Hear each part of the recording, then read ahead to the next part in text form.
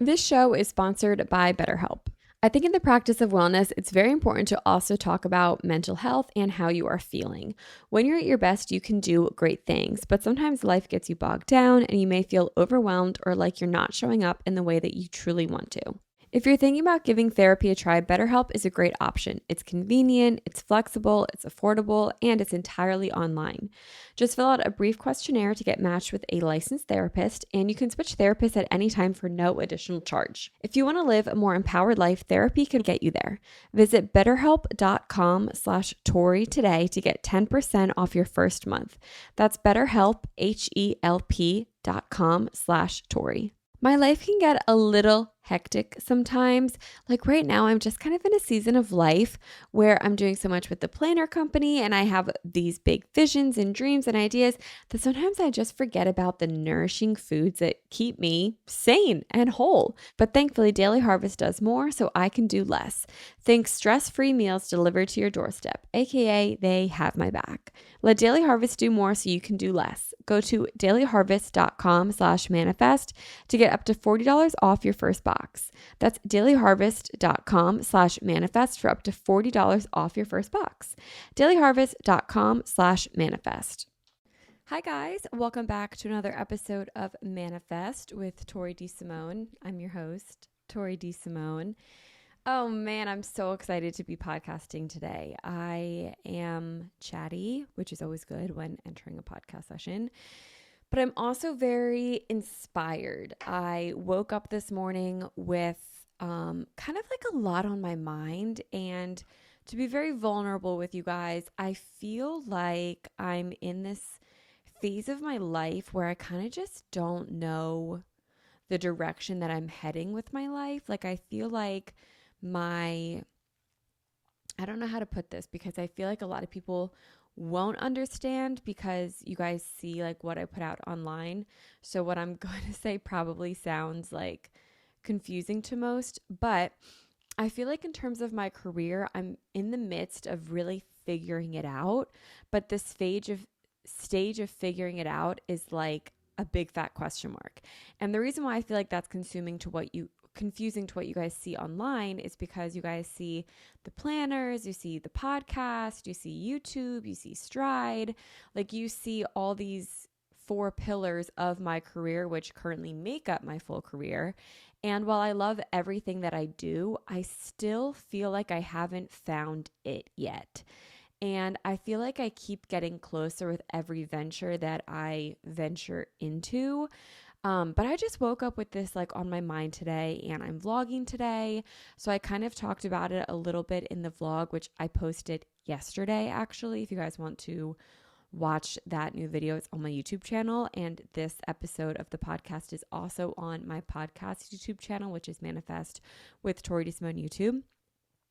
But I spent the majority of this morning that I'm recording this journaling a lot about this thought. And then I went for a run this morning and I was able to get a lot of clarity while on that run as well. So I feel like I'm on the path of figuring it out. And I feel like I said earlier, with every venture, I'm getting closer and closer to where I feel very whole and very complete. And it's not that I feel incomplete because I feel very fulfilled in every avenue that I'm currently in with my career, but I still just feel like I have not quite yet untapped like my full potential in a career path.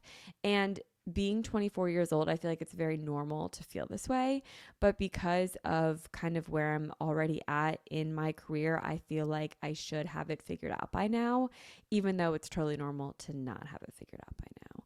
So anyway, all that is to say that I really just feel chatty today because of this, retrospective today because of this, and I always revert back to practices of wellness when I have moments of doubt or seasons of big fat question marks, because that's like the only way that I can like describe it is like a question mark.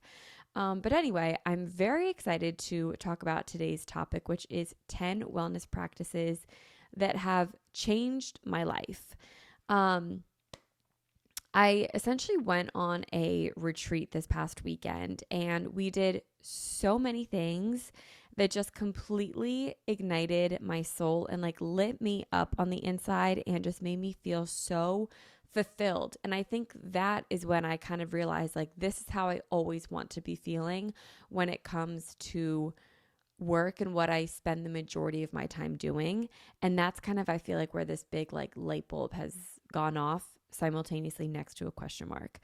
And again, I just want to like reiterate that I love everything I do and I feel fulfilled in it. And I feel like I'm almost there to like discovering what it is that I want to do in my career and be like, this is what I do. Because now if someone is like, oh, what do you do for work? I have like a million answers. I'm like, oh, I do a bunch of different things. I have a podcast. I have a planner company. I own fitness studios. But they all have a common theme. And that common theme to everything that I do is wellness. So I feel like I'm like really close to untapping it. It's a cool journey. Anyway. A lot of what we talked about this past weekend like lit a fire within me and I was so interested in. I could have talked about it for months and months and months and months and never returned back from the retreat. I would have been like totally happy. But a lot of what we were talking about was reigniting things that I knew I loved, but I forgot how much I loved it until we started talking about it, and especially talking about it with like-minded people. Like whenever I talk about these wellness practices that I'll get into in a couple of minutes with someone like my boyfriend who really does not like, he's really not all about this sort of stuff. He just is like, yeah, cool. And then like we just carry on to another conversation. But when you are surrounded by people that also think the same way you do and are interested in those things, it just makes that conversation so much more fiery and passionate. And it's really cool to talk about. I feel like I'm still really coming off of high of this retreat. And I seem to be like unfolding practices in my daily life of what I learned this past weekend, but also realizing that a lot of practices that I do in my daily life, we discussed on the retreat that I do without even thinking about. And that's kind of what sparked this episode. So, first of all, I want to talk about the retreat a little bit. And if you guys are curious about going on retreats, I can just talk briefly about what we did on the retreat that I went on. And then, you know, if you have further questions, I can probably answer them, especially in the comments of this YouTube video. But yeah, so this was my first retreat. My friend Jen was leading it. She is a yoga instructor. She's like a million things. She's a yoga instructor. She's a Reiki master. She is just like a wealth of knowledge and information. And she's a really, really cool individual. So she led this retreat. She has led many retreats in the past. And she's leading many more to come this year. And I want to go on more with her. Like she's going to Portugal in April, which is really cool. I wish I could go. And she like wants to go to other places around the world, but this one was a local retreat. It was a weekend retreat up in the Poconos, which is, they're like mountains in Pennsylvania. And yeah, so we went up to the Poconos for this retreat and it was really, really awesome. I will leave Jen's Instagram down below in the description box if you guys are looking for a retreat to go on and you just kind of don't know where to start. Jen has tons of retreats, so I'll leave her Instagram down below. And no matter where you live in like the country, you can go on a retreat with Jen. Okay, so Friday we all arrived and we met up with one another. Now, most of the women that went all knew each other. I knew there were, 6 of us. I knew 4 out of the 6, including myself. So 3. I knew 3 out of the 6 of us. And I met the other 2 and they were lovely. We made pizzas, which was like so fun and delicious. And then we did a yin yoga practice followed by a guided meditation to get us like really sleepy for bed. As I mentioned, being in the Pocono Mountains, I don't know, like the elevation is not crazy. Like it's really not. Like Pennsylvania is pretty flat. Like there's hills and like we say mountains like kind of sparingly, like they're not really mountains.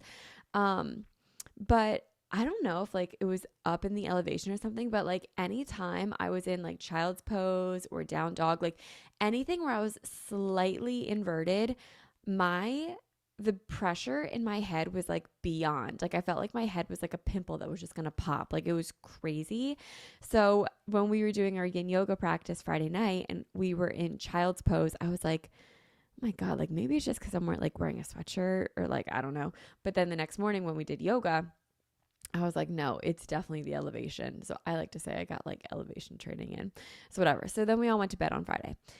Then Saturday, we woke up, we made breakfast, and we did a 60-minute yoga practice, which let me just say was the fastest 60 minutes of my life. I did yoga yesterday, and it was another 60-minute class. And when I say, like, there was just no way we did 60 minutes on the retreat. Like, I know we obviously did, but it felt, I'm not kidding, like 5 minutes. It was the fastest practice of my life, and it was just so incredible. So we did a 60-minute yoga practice. And then after that, we learned about this practice. It's called Ayurveda. I hope I'm saying that right.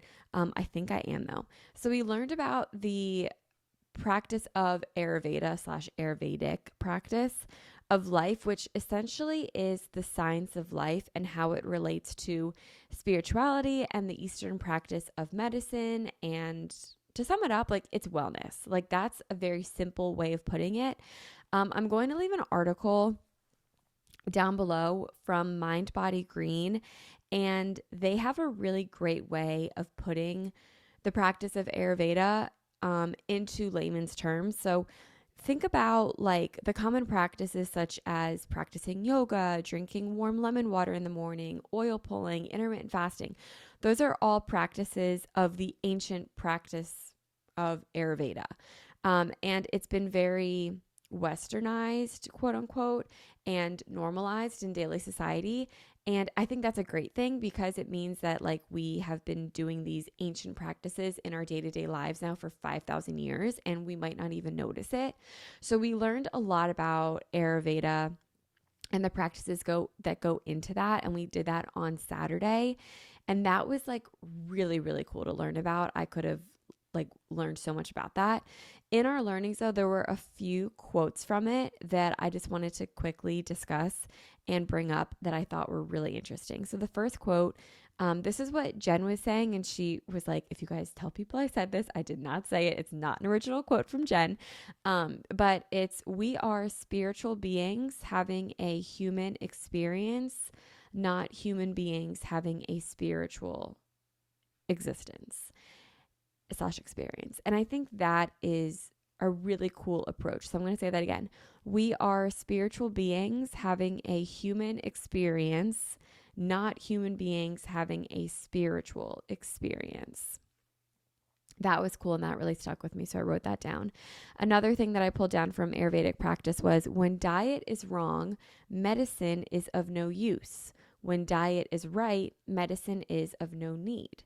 Now, obviously, there are caveats to that, and it does not apply to all. It is a blanket statement, but I thought it was interesting in terms of the wellness practices that we learned about. And we didn't really talk about diet and nutrition, but some of the holistic approach to health, like such as turmeric for anti-inflammatory and ginger, and like what all these, what food can do for our bodies in terms of medicine. I'm just going to move on from that. And then another one that I really liked was Ayurvedic treatments always yield side benefits, not side effects. I just thought those were interesting and I wrote them down and I just wanted to share them. So I found this all very interesting and I was really lit up while talking about it, which felt like really amazing to kind of just have like a fire within you.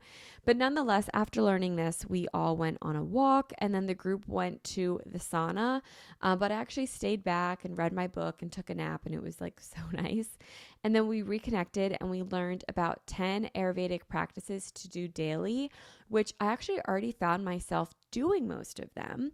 And that inspired this episode because I have noticed a huge change in my life since adding in these 10 practices that I'm going to say. Now, let me also preface that the 10 practices aren't necessarily Ayurvedic practices in and of themselves. They are just wellness practices. But I was very surprised at how these 10 practices that I do pretty much daily if not weekly, have roots to Ayurveda. And that kind of goes back to that whole Mind Body Green article that I'm going to link down below that says that like all these practices that we do and that we see people promote are rooted in ancient practices from 5,000 years ago, which I found very, very cool. So these are just wellness practices, but they have some of them have similarities and roots back in the practice of Ayurveda, which I thought was really cool. So anyway, then we learned about 10 Ayurvedic practices to do daily. And that was cool, just being in that discussion with everyone and kind of talking about what we already do, what we should add on. That was cool. And then from there, we made dinner. We played a game, which resulted in a lot of laughter. And then we went to bed. And then on Sunday, which was the last day, we had breakfast and I led a discussion in journaling, which I'm going to make an entire podcast episode about. I have learned through talking to people that many people don't journal simply because they don't know how or they don't know where to start. But most of us are already journaling. So I'm going to save this whole topic for another episode to come. But I'm really excited to do a deep dive on how to journal with methods, especially because the Manifest Planner is a journal. Like it's a journal. And I'll get into that in another episode. So I led that discussion on journaling. And then we moved on to chakra cleansing and Reiki. And Jen, our retreat leader, is a Reiki master, and she worked her magic, like for lack of a better term. It was so incredible watching her connect with each of us, and they were like so spot on. Like everything that everyone was going through with their chakra cleansing was wild. Like it was crazy how accurate everything was. So from then we packed up and drove home. And it was Super Bowl Sunday, and I'm from Philly, go Birds. So it was not the greatest ending to the weekend. But nonetheless, I had an amazing time that sparked a lot of thought, a lot of discussion, and a lot of topics for this podcast. And it also gave me a very clear direction of this podcast. And I'm really excited. I also just want to mention that we drank so much tea on this retreat that I'm like full swing back in my tea era. I made a cup of tea for this podcast, and I was just saying to my vlog before that having tea is like such a great idea in theory when you're going to be podcasting because it's like warm and it's like, let me just take a sip of my tea. But like I've now been talking for 16 minutes. Like I have not had time to take a sip of my tea yet. You know what I mean? Like it always works better in my brain than like how it actually does. Maybe I should take a sip of my tea. I will when I take an ad break in a minute. But anyway, we drank a lot of tea, mostly because I was cold a lot, but also it was just like awesome drinking a lot of tea. But this really got me thinking. The retreat reignited so much in me that I was like, I really want to continue to practice this. So I immediately signed up for a lot more yoga classes, and I wanted to continue my practice with yoga. And I used to do this a lot more pre-stride. And then once like I opened stride, I was very much so like spin, spin, spin. And I still am spin, spin, spin. But I want to incorporate yoga back kind of into like my daily workout route, not my daily, my weekly workout routine. And I think with running, it'll be a great way to strength train as well. So I wanted to sign up immediately for more yoga classes, which I did. And I can also now understand why people go through yoga teacher training, even if they never want to teach yoga. I had a couple of friends who went through yoga teacher training, and they either ended up never teaching, or they always went into it with the intention of, I don't want to teach, I just want to learn. And I'll be honest, I never understood that because it costs a lot of money to go through yoga teacher training, and it takes a lot of time. It's typically like a 200-hour thing, which is a lot of time. And so I never really understood it. But after this weekend, I completely understand it. Like just wanting to learn more about the practice of yoga and the philosophy behind it, I completely understand it now. And I definitely see myself one day attending a yoga teacher training. probably with the intentions of never teaching a class other than like what you have to do to graduate yoga teacher training. But that was really, really interesting and something that I did not really expect to think leaving the retreat. I'm going to take a sip of my tea before I bring on my next point. 1 second. My tea is like perfect, let me say, the perfect temperature. It's Earl Grey tea with a little bit of agave. Oh my God, it's so good. Of all of everything that I've talked about so far and what I learned on this retreat, the most profound thing of all, though, was that all of these practices in wellness and spirituality, whether you like, I use the term woo-woo because I just feel like most people know what I mean when I say that, like, oh, like these woo-woo practices. It's not meant to be insulting, so please don't take it that way. But spirituality, and all this that we were learning through spirituality practices perfectly aligns with everything that I'm learning each week on the Huberman Lab podcast. And if you guys have been around for a while, or this is your first episode of mine that you're listening to, I cannot shut up about Andrew Huberman on the Huberman Lab podcast. Like, everything that he talks about changes my life every single week, and it's so informative, and I really take it to heart. I think because it is backed in science. He is a scientist, he is a professor, and everything that he says and does is backed by science. So therefore, I truly believe it. Everything that we were talking about on this retreat tied back to every single concept that Andrew Huberman on Huberman Labs has ever talked about. Every wellness and Ayurvedic practice that I've been doing was because of the science-based tools that I learned on Huberman Labs. Like when we did Reiki and chakra cleaning, the energy that kept coming up for me was yellow. And it was joy and it was happiness. And it was feeling like really fulfilled in life and really radiant. And even though in the beginning of this episode, I was like, I feel like there's something I'm still missing with my career. That's not to say that I'm not fulfilled, because I am. Like, I truly am. I'm very happy where I'm at in my life, and I feel really good with where I'm at in my life, and I feel very clear with where I'm at in my life. And I felt that all of this was true in what I was, being pulled in Reiki and the chakra cleansing because of the practices that I've been incorporating into my daily life. And it's those practices that I want to share today.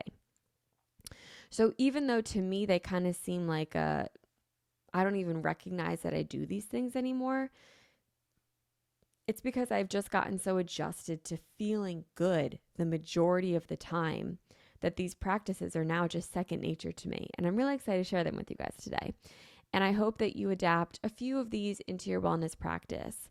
Start with like 1 or 2 things and work your way up. And then in no time, it'll become second nature. But I really do want to say that a lot of these practices I've started doing throughout the years.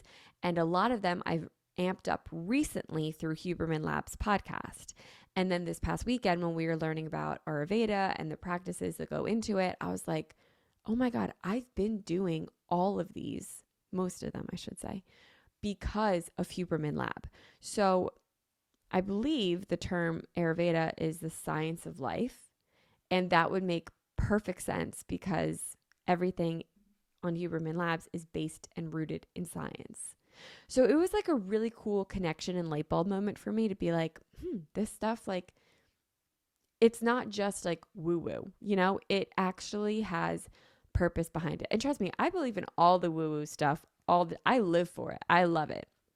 It calms me. It makes me feel like I'm part of a greater purpose. I love it. But also having like the validation that there are science-backed evidence to support all this that I've learned through Huberman Labs is really cool. Okay, so let's get into the 10 wellness practices that have changed my life for the better. My life can get a little hectic sometimes. Like right now, I'm just kind of in a season of life where I'm doing so much with the planner company and I have these big visions and dreams and ideas that sometimes I just forget about the nourishing foods that keep me sane and whole. But thankfully, Daily Harvest does more, so I can do less. Think stress-free meals delivered to your doorstep, aka they have my back. Daily Harvest delivers delicious harvest bowls, soups, flatbreads, snacks, smoothies, lattes, and more built on organic fruits and vegetables. Daily Harvest works directly with farmers to source the best ingredients and freezes them at peak ripeness to lock in flavor and nutrients, and they never use artificial preservatives or ingredients. With nourishing and easy to prep options, I never have to think twice about what to eat for my next meal, snack, or dessert. Everything stays fresh in my freezer until I'm ready to enjoy it, helping me reduce food waste. One of my favorite things from Daily Harvest are their harvest bowls. When I tell you, I literally dream about these harvest bowls. They are everything to me. They either make a great complete meal on their own, or you can use it as a base and add in so many other things to make it your own. I'm also obsessed with their smoothies to have on the go. They are delicious, they're nutritious, and especially their banana mint cacao, I swear to you, is like mint chocolate chip ice cream. It is so good. Daily Harvest is committed to human and planetary health, which means they do their absolute best to ensure transparency and integrity when it comes to their ingredients and the humans who grow them. By supporting farmers who invest in practices that increase biodiversity and improve the health for our soil, and by delivering food in recyclable and compostable packaging wherever possible, Daily Harvest does the work and I get to eat and enjoy it. It's a win-win. Let Daily Harvest do more so you can do less. Go to dailyharvest.com/manifest to get up to $40 off your first box. That's dailyharvest.com/manifest for up to $40 off your first box. dailyharvest.com/manifest. This show is sponsored by BetterHelp. I think in the practice of wellness, it's very important to also talk about mental health and how you are feeling. When you're at your best, you can do great things, but sometimes life gets you bogged down and you may feel overwhelmed or like you're not showing up in the way that you truly want to. I have been doing therapy for the past, 2 years at this point, and I absolutely adore therapy. I've learned so much throughout it, and I just would love to be able for you guys to experience the same mental clarity that I have gotten and life lessons that I've gotten through therapy. If you're thinking about giving therapy a try, BetterHelp is a great option. It's convenient, it's flexible, it's affordable, and it's entirely online.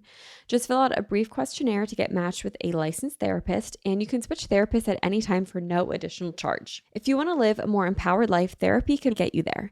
Visit betterhelp.com/Tori today to get 10% off your first month. That's BetterHelp, HELP.com/Tori. What's better than finding quality candidates? Finding them instantly. For a powerful hiring partner, you need Indeed.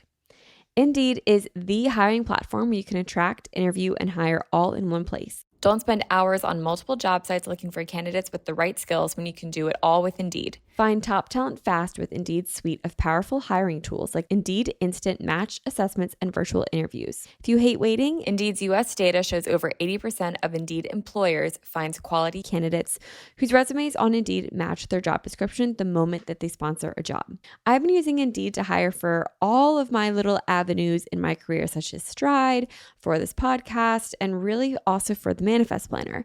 I love using Indeed to find the right candidates, and also I've used it on the other end. So many of my friends have gotten their jobs from Indeed and they love them. One of the features that I love the most with Indeed is their Instant Match. Candidates that you invite to apply through Instant Match are 3 times more likely to apply to your job than candidates who only see it in search, which is according to the US Indeed data. Indeed does the hard work for you, like sponsor a job and boom, Instant Match shows you candidates whose resumes on Indeed fit your job description immediately after you post. With Instant Match, you can start hiring fast. Join over 3 million businesses worldwide using Indeed to hire great talent fast. Indeed knows when you're growing your own business, you have to make every dollar count. That's why with Indeed, you only pay for quality applications that match your must-have job requirements. Visit Indeed.com/manifest to start hiring now. Just go to Indeed.com/manifest. Indeed.com/manifest. Terms and conditions apply. Cost per application pricing not available for everyone. Need to hire? You need Indeed. Support for today's episode comes from Jenni Kayne. What better way to celebrate the month of love than to treat yourself with a Jenni Kayne luxury? Jenni Kayne items are classic, comfortable, and California-inspired clothes, from the cashmere knit sweater you're obsessed with to the incredibly comfortable slippers that you never want to take off. With elevated everyday basics and wardrobe essentials, getting dressed and keeping cozy is easier than ever. When it comes to investing in a uniform that'll last, we choose Jenni Kayne. For a limited time, our listeners get 15% off the entire order. Go to jennikayne.com and use code MANIFEST to get 15% off. I currently have the sweater coat from Jenni Kayne, and when I tell you that I live in this sweater coat, it's a cardigan from Jenni Kayne, I am obsessed. It's perfect for lounging around the house and making your pajamas like ultra chic and elevated, but it's also the best way to stay cozy and comfy when you have to leave your house and still look put together and sophisticated. Somehow it does the best of both.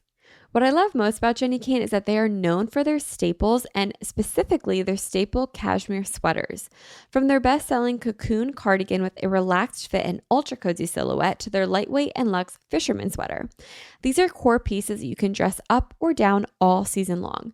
Their cashmere sweaters pair perfectly with weekends or work days and they look so put together, layered, or worn solo. Find your forever pieces at jennykane.com. Our listeners get 15% off your first order when you use code MANIFEST at checkout. That's 15% off your first order at jennykayne.com, promo code MANIFEST. Treat yourself because you deserve it. The first one is yoga. Now, the reason that I bring up yoga is because how do I want to phrase this? A couple months ago at Stride, which is my studio, we had a meditation workshop and it was led by one of our yoga instructors, Monica, and she was talking about the different ways of meditation. And one of the methods of meditation was yoga. And I don't know why up until this workshop, I never put two and two together, that yoga is simply the practice of breathing and movement combined. I mean, of course, there's I'm sure if I went through the yoga teacher training, I would know much more about this. However, if you go to a yoga class, they are going to make you move your body and they're going to constantly focus on the breath. You move in accordance with your inhales and your exhales, and that's how the entire practice is. That's how the entire class goes. It's the practice of breathing and doing movements along with your breath. And the practice of breathing in and of itself is a meditation. So that was a really cool moment when I connected those two dots, thanks to Monica in the meditation workshop.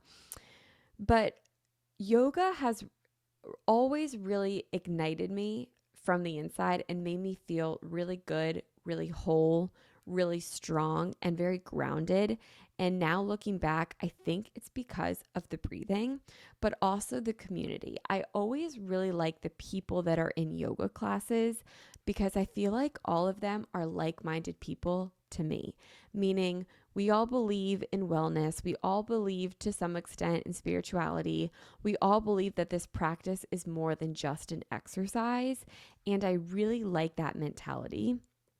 So yoga has always been something that has been rooted in wellness to me. And I go in phases of loving it and doing it weekly and then kind of falling off of the bandwagon of it and not doing it so much. But I always find myself easily able to come back to my mat and find practice in yoga and feel like I haven't missed a beat. And I also really like that yoga is a practice for any level that you're at, meaning there are moments during class when you can go advanced and do all these crazy inversions that I can't do, maybe one day, but you could also just go back in child's pose or lay on your mat. You don't have to follow the guidance of the instructor and you can just show up as you are that day. And I really like that message in yoga. And I tried to bring that a lot into my spin classes, that kind of mentality of what I'm showing you guys on stage or the tempo that I'm setting based on my music and what I'm saying on the mic. It's just a recommendation. If it doesn't serve your body today, don't do it. Find the saddle whenever you need, drop the choreo whenever you need. I love that mindset and I'm trying to bring that off the mat and into other areas of my life. For example, let's relate this to a non-workout. This weekend, I'm going down to the beach for this really fun weekend. It's called Polar Bear Plunge and it's in Sea Isle and it's so fun. And everyone, all the bars open back up, all the restaurants open up because it's a summer town. So it's closed typically in the winter, the bars, restaurants, all the businesses, mine's closed and stuff like that. But they tend to all open back up for this one weekend. And then bars are open, everyone goes out, it's a lot of fun, and then they have a polar plunge. And it's when everyone runs into the ocean and it's freezing and it's cold. It's like the ultimate cold plunge. And then you come back and, it's a fun weekend. So this weekend when I'm going down, I don't really like want to be going out to the bars. Like I would just so much rather have everyone just like, I'm hosting a lot of friends this weekend, so I'm really excited, but I'd rather just have everyone like stay at the house and like we all just like hang out and like have fun with one another at the house and like have like a little house party. You know what I mean? Kind of adapting that mentality of like, okay, just because everyone else is going to be going to the bars doesn't mean we have to be, especially if that doesn't serve me in that one day. So kind of just taking that practice with me everywhere. I love that mentality and wellness. So yoga is number one. Number two is dimming the lights and bright lights. So let's start with bright lights. So first thing in the morning, the first thing that I do when I wake up is I turn on as many lights as I possibly can. I have the Philips Hue lights, which I really love. You don't need to get them. They are definitely an investment for a freaking light bulb. Like I'll tell you what, it's like a scam for how much a light bulb is, but they do really cool things. So I try to have all of my lights as automated as possible so I don't really have to think about it. So I will set my lights to be like my quote unquote alarm clock. So I will have my lights sync with the sunrise. And as soon as it starts getting light outside, my room will start getting light and it goes in the colors of a sunrise. And then by the time it's like time for me to wake up, my room is fully bright and fully lit. Now, if you don't have Philips Hue lights like that, I know there's alarm clocks that do something similar to that. You can get the Hatch alarm clock. I know there's also, I have like a $20 one from Amazon that pretty much does the same thing as Hatch and it's way cheaper. And you can get those to also sync to sunrises.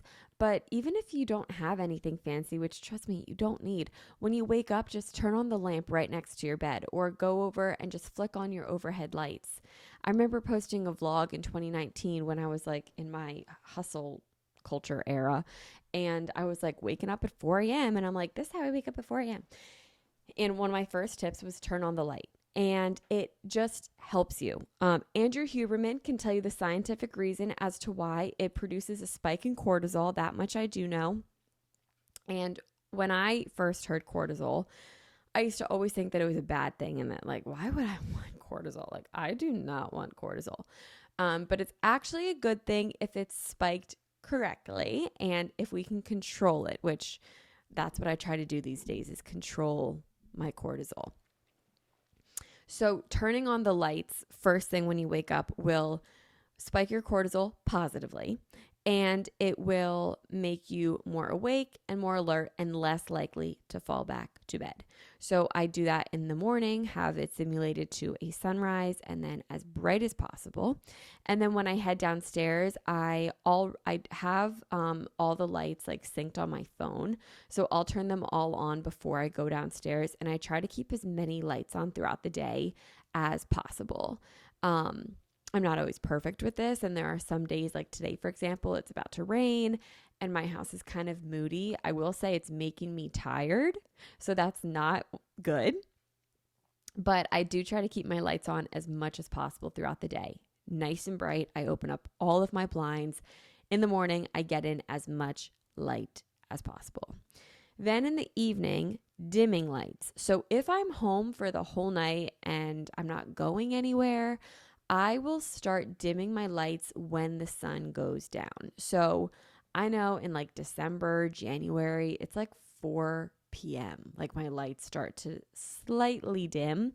Obviously, I don't cook like dinner in the dark, but I do try to be mindful of how bright my lights are past 7 p.m. So once it hits like 7 on the Philips Hue, there's this one feature called Relax. And that is like my favorite setting ever. And now I kind of associate it with like bedtime. So whenever I put on my relax lights, I just get like instantly calmer. It's like this beautiful orange golden hour tone of lighting, and it's just like brilliant. So I really love dimming my lights at nighttime around, like, definitely start dimming them by 7 p.m., but I really do try to go with the sunset. So obviously in the summer, that's a little bit later. And in the winter, it's much earlier. And look, not every day's perfect. There are some nights that I get home late from stride and I need to cook dinner late, or I don't know, like things just happen where I can't always have my lights dim by 7, 8, 9 p.m. But I try my best. Like 80% of the time, I'm having my lights dimmed at night. And it really helps, again, control that cortisol release and just get me prepared for bed. The third wellness practice that has changed my life is sunlight viewing. Now, this is like Andrew Huberman's claim to fame, I swear. So, sunlight viewing is so incredible, and it's something that I didn't even like really think about. In the summer, it's easy for me to do this, and I find that I naturally do it in the summer. And it kind of makes a lot of sense now that in the summer, I have much more energy all day long. I don't really feel an afternoon crash. And I feel that I sleep really, really good in the summertime. And all of that, I'm sure there's a ton of reasons why, but those side effects, or should I go up to the quote where it says side benefits? Those benefits all relate directly back to sunlight viewing. If you want to know more about this, listen to literally any episode of Andrew Huberman's podcast, and he will talk about the benefits of sunlight viewing. Like, this is the hill that this man will die on. But I try to do this as often as I can. On days that I go for runs, it's much easier because I'm running outside and that's my sunlight viewing. But on days that I'm not, I will just go outside in the morning, anywhere from like 5 to 20 minutes. And I just sit outside. I don't stare directly at the sun. I make sure that it's light enough outside. He says by like 10 a.m., you want to do it before 10 a.m., but the early morning sunlight viewing is best when the sun is still pretty low in the sky. For me, I'm typically waking up around 7 a.m. these days. So if I get outside by like 7:30, 8 o'clock, that's typically when I go out and view the sunlight. And I'll just sit on my porch. I'll bring a blanket. I bundle up. And sometimes I'll bring my phone. Sometimes I'll read. Sometimes I'll journal. Sometimes I will just sit. Sometimes I'll listen to a podcast. It really depends. If I want to be productive, I'll go for a walk while I do this. Or like I said, going for a run while I do this is really nice. Maybe I'll call a friend. Probably not though, because it's like 8 a.m. in the morning. And I typically don't want to talk to people at 8 in the morning yet. But I definitely try and get outside and view sunlight first thing every morning. I'm not saying like I open my eyes and I'm like, gotta go view sunlight. Like I'll journal when I first wake up, and then I'll kind of mosey downstairs and eventually make my way downstairs and then outside to go view the sunlight. So within the first hour of me waking up, I will go outside for anywhere from 5 to 20 minutes, even on overcast days. But this really has improved, I feel, my sleep, my quality of life. I love just feeling the sun on my skin in the morning. And getting the sunlight into your eyes is also really good for you. Andrew Huberman will explain that much better than I can. But I find that I sleep much better at night. I get much more tired at night when it's time for bed, and I'm able to fall asleep a lot faster. I recently got an Oura ring, and my latency, which is how long it takes you to fall asleep, is always in red because I hit my pillow and I'm out cold. Like I go right to bed and my Oura ring's like, it's a sign of being overly tired. Maybe it's because I view sunlight. Aura, did you ever think of that? Like maybe it's because I'm just really good at my circadian rhythm. I don't think they thought about that one. But nonetheless, sunlight viewing has been incredible to my health, and I see why he talks about it all the time. Like, makes sense. Number 4, not drinking coffee. Okay. This one is kind of new for me, and it's not something I do every day, but I will say the majority of my days, I don't drink coffee. And I feel like when I was doing Vlogmas, you guys saw that I was making a lot of coffee. And that's true. I was in a season of my life where I was consuming a lot of coffee. And I go in phases of my life like that, where I'm all about coffee and then I'm like really not about it. And then I'm all in and then I'm all out. On average, I will have coffee like 2 times a week, I'd say is like a pretty good average.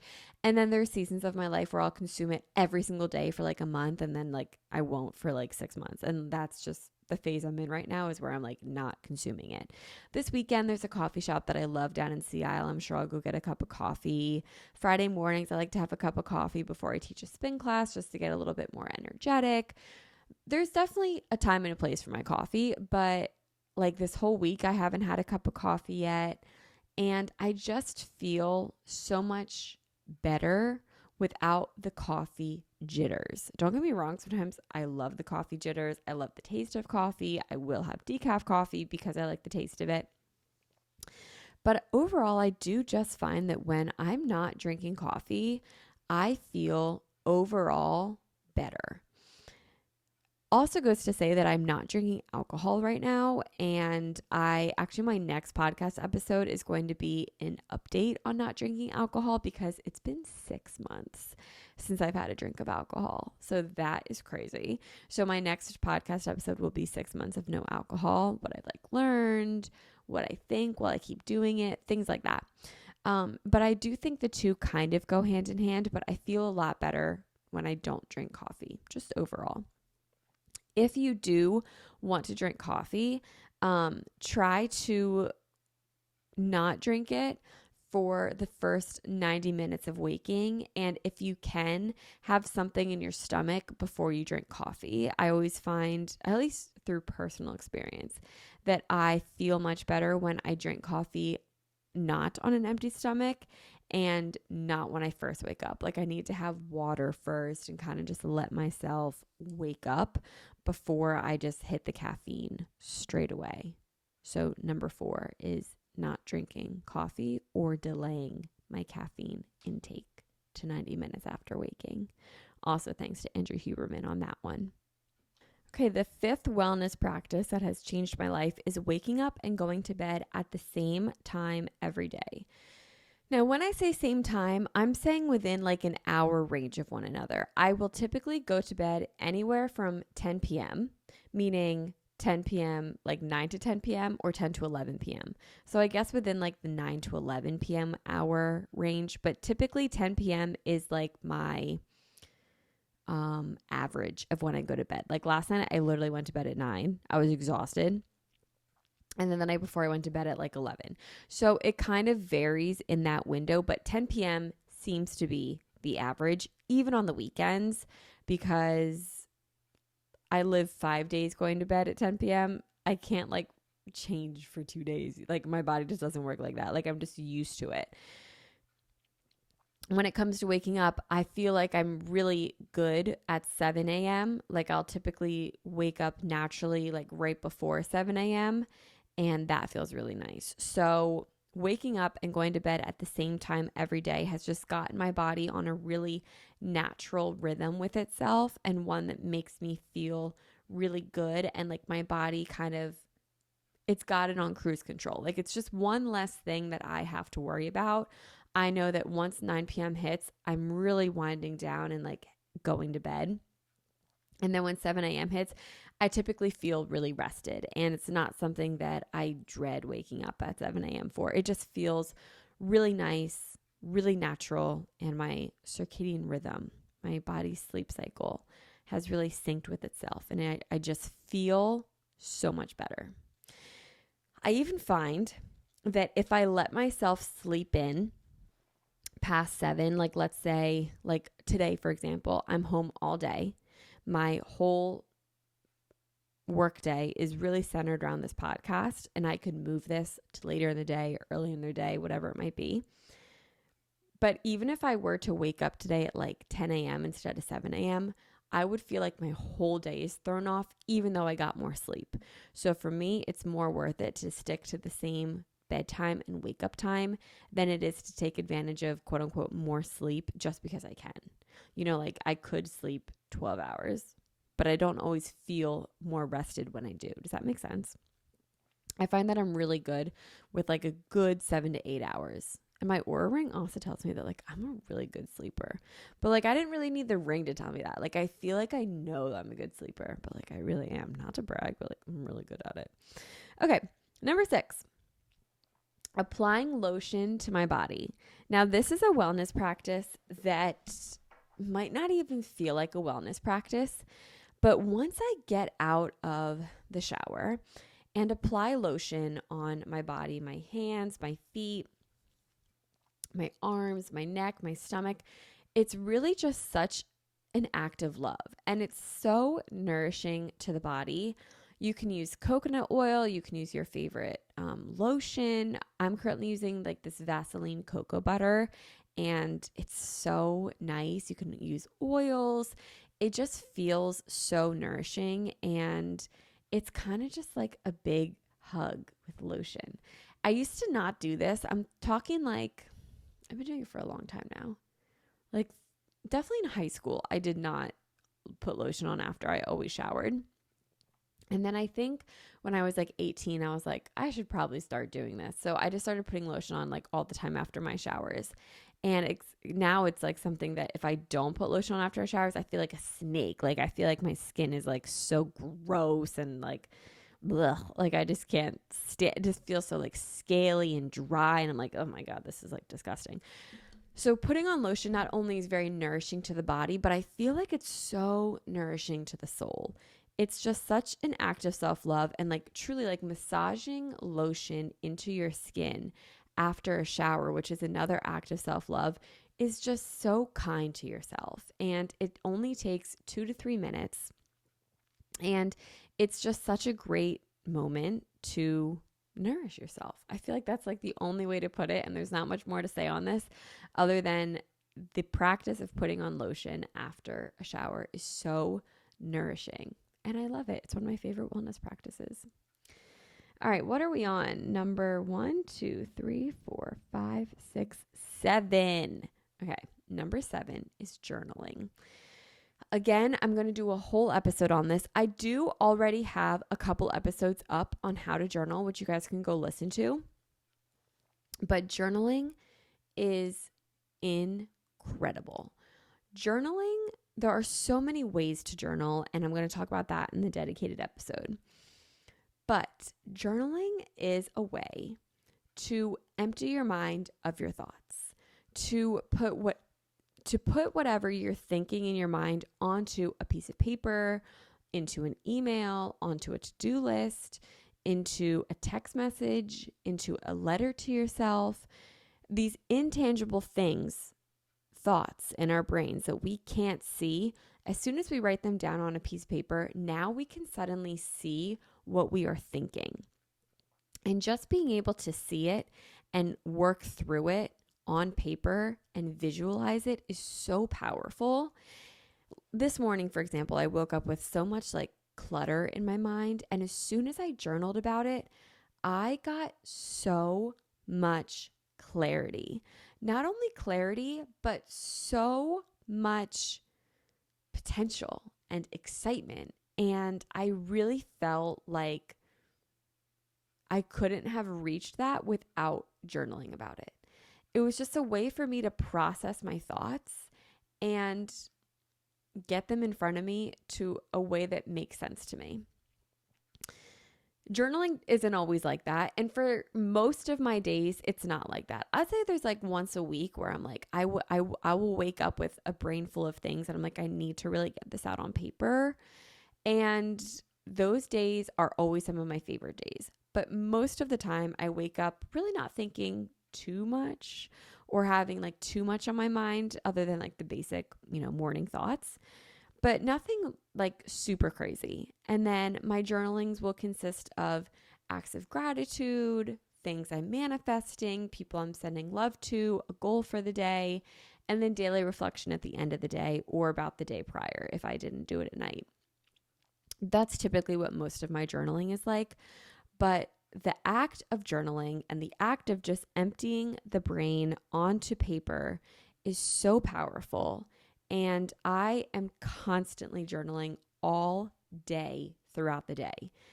Just writing notes on my notes app is a form of journaling. Like on my run today, I just had like these thoughts keep coming up, and I'm like, look, I don't have like the time right now to address these thoughts because I'm on a run, but I don't want to forget them. So I'll just write them down on my phone and revisit them later. I will absolutely touch on this in a whole other episode, but just know that the practice of journaling has completely changed my life and has opened up my eyes and my brain to such potential of myself that I did not even know was possible and would not know was possible had it not be for journaling. So I'm really excited for this episode about journaling coming very soon. But I do have others if you guys want to listen in the meantime. Okay, number 8, dental hygiene. Yes, such as tongue scraping and oil pulling. I'm not just talking about brushing your teeth, which everyone should be doing at least twice a day. My most humbling moment of life was when my dentist sent me home early from the dentist in the middle of my appointment because my gums were bleeding too much. And she was like, you don't know how to brush your teeth. I'm going to teach you how to brush your teeth. That was very humbling. And I still brush my teeth the same way. I think I do know how to brush my teeth being 24 years old. Anyway, dental hygiene, such as tongue scraping and oil pulling. So tongue scraping, this is something new that I just learned. I've obviously known about tongue scraping, but I never knew like how important it was. So I learned about this on the retreat. Wait, this is actually so funny. So I learned about this on the retreat, and then I went out on Monday when I got home and I bought a tongue scraper, and I had it on the counter when I got home. And my boyfriend comes home from work and he's like, oh my God, a tongue scraper. I've always wanted to try one. Like, I'm so excited. I'm like, we're not sharing this. Like, we share a lot of things, but I draw the line at tongue scraper. Like, we are not sharing this tongue scraper. So then for Valentine's Day, I bought him a tongue scraper. Isn't that funny? So anyway, we learned about tongue scraping on our retreat, and I've recently incorporated that into my morning routine when brushing my teeth. And it feels great. I mean, I've only been doing it 3 days now, so I can't really say this is a wellness practice that has changed my life, but I did want to mention it. But I will say that oil pulling has absolutely changed my life.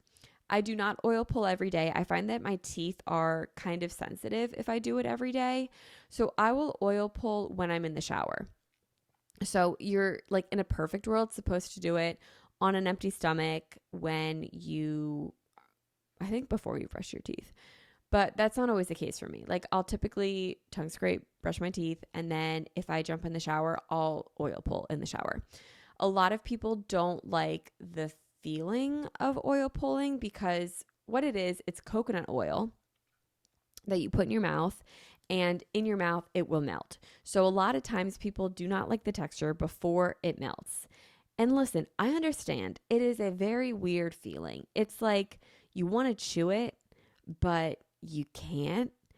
And it's just like a glob in your mouth. Like I understand it's very weird, but it only lasts like 5-10 seconds like that. And then it like melts in your mouth, and then you can just swish it around. And you typically swish it for like 15 to 20 minutes, and you spit it out in the trash. You don't put it down your drain, put it in the trash. It will clog your drain. So yeah, you just swish it around for 10 to 15 minutes. It sounds like a lot, but honestly, if you shower and then just put lotion on, do your skincare and change and then spit it out, like that's 15 minutes right there at least. So it's not as long as you think, and you can also build up to it. There are tons of benefits to oil pulling that I'll let you look into if you are so inclined. But the biggest thing that I notice with oil pulling is my teeth get so much whiter. It's like crazy how white they get, like whiter than any white strip could ever get my teeth ever. So oil pulling is really great for your teeth and your gums specifically. I do know that it's really good for bacteria in your mouth.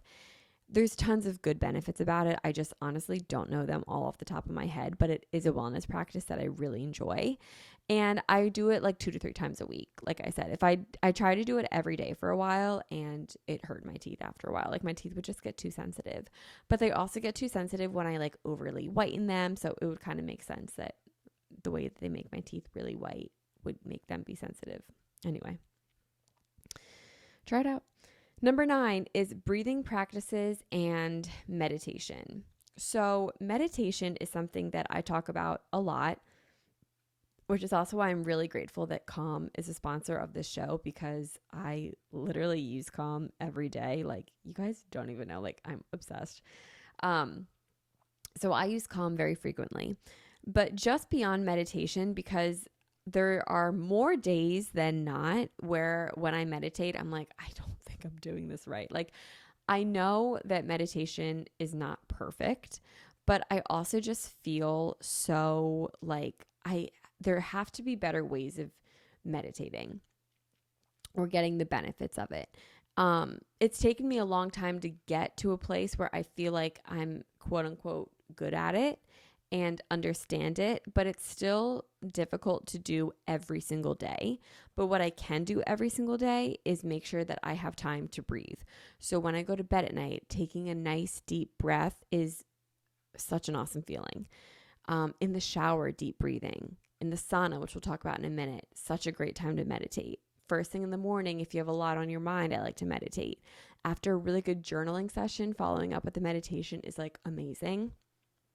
Also on the retreat, they taught me this one breathing practice, and I know there's a name to it. I just don't know the name to it. So, and I don't even know what to Google to find the name of it. Maybe I should try to Google it. Breathing practice where you cover your right nostril with your thumb. Let's see. Alternate nostril breathing. Okay, it was literally that easy, Tori. Okay, so how you do this is you take your pointer finger and your middle finger and you put them in between your eyebrows. I'm showing this on the video if you guys want to watch. You put them in between your eyebrows, and then you take your right thumb. I'm using my right hand, by the way. You take your right thumb and you conceal or close your nostril on your right side so that you breathe in only with your left nostril. So if I were to do it, it would be like, sorry, my nose is like a little like stuffy right now. That's the thing. Like, I don't even know my nose is stuffy until I do this exercise. I'm like, God, I sound like a snotty little first grader with like a nose full of like boogers. It's disgusting. But anyway, you plug your nose with your right side with your fingers in between your eyebrows.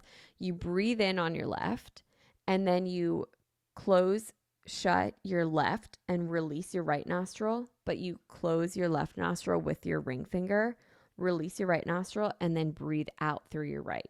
Then you breathe in through your right, release the left with your ring finger, and then plug the right with your nose, and then breathe out. And then you just continue this like wave of breathing. It's a really great way to de-stress because you can literally only think about this. Like, it's very hard to think about anything else when you have this kind of breathing practice to do right in front of you. So I really liked learning about this one. I've done it pretty much every night since I have learned about it. So this breathing technique I really enjoy. WebMD told me that it's called alternate nostril breathing. So if that's not right, or if there's a Western name that I don't know about, please let me know. I would be very curious to know what it is. So breathing practices, meditation, just recentering back with the breath, this kind of ties back into yoga, is just another really great way of practicing wellness in your daily life. Finally, number 10, my last one, and not to pick favorites, but my favorite, the sauna. I love a sauna. It's like my lifeline. I could live in a sauna. I love saunas. When I'm in a sauna, like, I feel like I'm levitating. Like, I really feel like I am the best version of myself in that sauna. If I put my legs up on the wall in a sauna, oh my God, I'm like way better than anyone in the world. If I meditate in the sauna, journaling in the sauna, I just love being in the sauna. I really want to get one for my house, and they're just expensive, which is why I haven't yet, but I really want to get one for my house. If I did get a sauna for my house, I would literally record my podcast episodes in the sauna. Like that's how much I love saunas. But the benefits that I get from saunas, just the sweating of it, how you just have to surrender to the heat in a sauna. Sauna is such a humbling experience. And I love to sweat. I feel really good after I sweat. I feel like I just went through a vigorous workout when I step out of the sauna. I just really, really love it. And it's one of my favorite wellness practices. And I will typically go to a gym, Lifetime, that has a sauna. And that's like the whole reason I belong there, just because of their sauna. There's another place, the Restore Wellness. There's so many places like all across the country that have Restore, and they offer sauna sessions, but I actually find that a Lifetime membership is still cheaper than a sauna session with like how like the frequency that I would go and stuff. So it makes more sense for me to literally join a gym just for the sauna. Maybe I should put saunas in Stride. Then that would like really fix all my problems, don't you think? And then I could do it as business right off. Jess, if you're listening, we might be onto something here. Anyway, so yeah, I love sauning. I just feel incredible when I sauna, and it's truly one of the wellness practices that just make me feel so humbled and so grounded and so centered with myself. There's something about the heat that I just love. Maybe that's why I love the summer so much, but I just love sitting in a sauna. It's the best. So those are the 10 wellness practices that have absolutely changed my life. And then just quickly 3 things that I want to begin to add into my life, one of which is bathing. I have not bathed in a very long time. I typically just shower, but I just purchased Epsom salt for baths, and I'm really excited to begin that. The second thing is dry brushing. I've been seeing it float around social media for years now, and I've never purchased a dry brush, but it's something that I definitely want to begin incorporating. So I'll keep you guys updated on that. And the third is drinking room temperature water. I'm like an ice queen when it comes to waters. All I want to do is drink cold water. My water to ice ratio is mostly ice with a splash of water. So I am just going to slowly pull back on the ice and maybe one day get to just room temp water. But we'll see about this one, but I do want to try it out.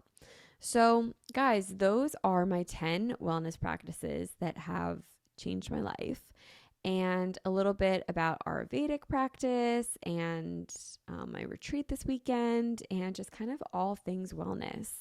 I hope you guys really enjoyed this episode today and found value in it. If you did, please rate the podcast 5 stars wherever you guys are listening. It helps so much grow the show. And if you guys could share it on your story, share it with a friend, it helps so much, and I would really appreciate it. I hope you guys have a wonderful rest of your Monday. Happy Manifest Monday. I will have everything linked down below, such as the article for the Mind Body Green that I was talking about, for the practices of Ayurveda, the Manifest Planner, which is all rooted in wellness, and so much more. Will all be linked down below. Have a wonderful Monday, guys. Happy Manifest Monday, and I'll talk to you guys next week. Bye. What's better than finding quality candidates? Finding them instantly. For a powerful hiring partner, you need Indeed. Indeed is the hiring platform where you can attract, interview, and hire all in one place. Indeed knows when you're growing your own business, you have to make every dollar count. That's why with Indeed, you only pay for quality applications that match your must-have job requirements. Visit Indeed.com/manifest to start hiring now. Just go to Indeed.com/manifest. Indeed.com/manifest. Terms and conditions apply. Cost per application pricing not available for everyone. Need to hire? You need Indeed. Support for today's episode comes from Jenny Kane. What better way to celebrate the month of love than to treat yourself with a Jenny Kane luxury? Jenny Kane items are classic, comfortable, and California-inspired clothes, from the cashmere knit sweater you're obsessed with to the incredibly comfortable slippers that you never want to take off. With elevated everyday basics and wardrobe essentials, getting dressed and keeping cozy is easier than ever. When it comes to investing in a uniform that'll last, we choose Jenny Kane. For a limited time, our listeners get 15% off the entire order. Go to jennykane.com and use code MANIFEST to get 15% off. Find your forever pieces at jennykane.com. Our listeners get 15% off your first order when you use code MANIFEST at checkout. That's 15% off your first order at jennykayne.com, promo code MANIFEST. Treat yourself because you deserve it.